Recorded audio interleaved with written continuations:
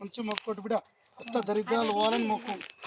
బాపనాయన చెప్పినవి 70% కరెక్ట్, 20% నాది ఉంది. అర్థమైందా?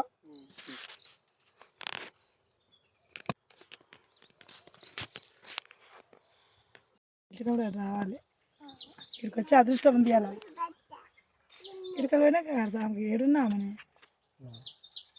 ఇది చెట్లకి కిందకి వెళ్ళినట్టే.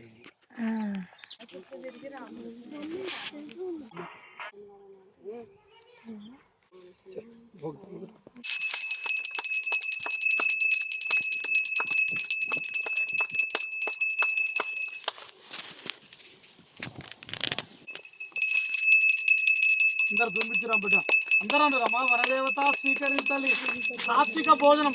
అందు గురించే ఎందుకంటే బిడ్డ రజోగుణం అంటే కోపరు ఓరో రావణాసురుడు కుంభకర్ణుడు విభీషణుడు సాత్విక గుణం. అందు గురించి సాత్విక భోజనం ఎక్కించి మొక్కాలి. ఇలా అయితే సరే కలుగుతాను.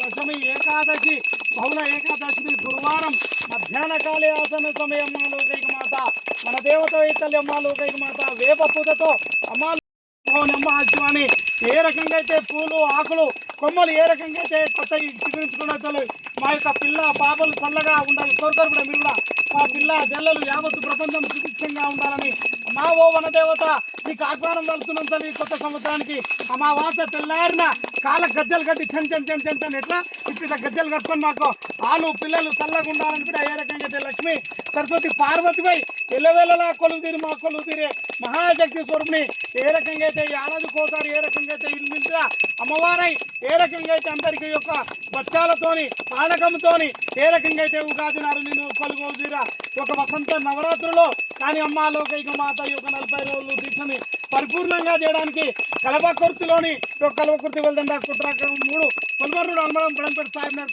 కొలువు తీరడానికి ఈరోజు సాయంత్రం 6 గంటలకు బయలుదేరడానికి ఆహ్వాన పలుకుతున్నాం తల్లి యొక్క నిత్య నీరాజనం సాధ్యం పైమాం పైమాం పైమాం పైమాం.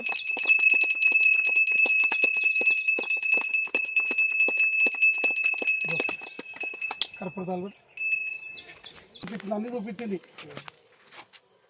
ఈ సేవ చేయడానికి గుర్తుపెట్టుకోండి.